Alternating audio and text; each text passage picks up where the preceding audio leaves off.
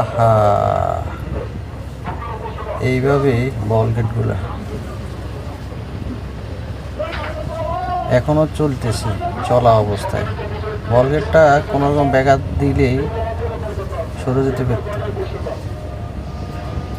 ওরা তো আইন কানুন মানে না, সমস্যা দুইটা। তাই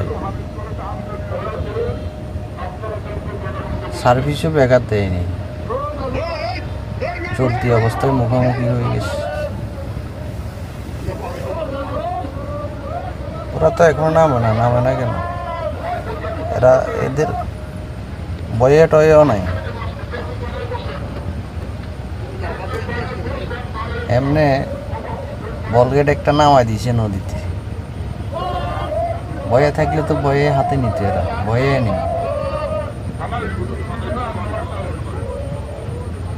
ইঞ্জিনটা টবর করবো তাও পারে না, উঠে চলে আসছে। ভিতরে একজন রয়ে গেছে, রয়ে গেছে।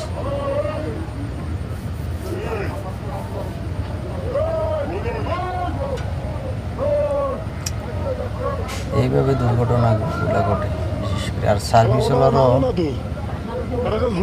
বেপরোয়াভাবে চালা তারা, তাদের কোনো নিয়ন্ত্রণ নাই। তারা ডানে বামে তাকাবের সময় নেই, এরা ধরছে। এবার ছোট বল গেট এক সাইড করে যদি যাইতো তাহলে এই দুর্ঘটনা ঘটত না।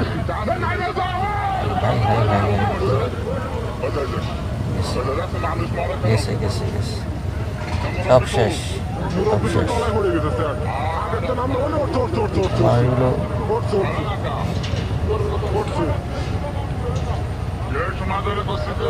নৌকাতেই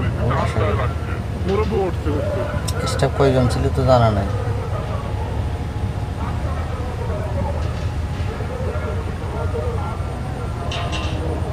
সার্ভিসের লোকগুলো আতঙ্কিত হয়ে পড়েছে। আতঙ্কিত হওয়ার কথা, এই কারণে বল গেট টুটে গেলে অনেক সময় তলা ফুটো হয়ে যায়, সার্ভিসে ঢুকে যাওয়ার সম্ভাবনা।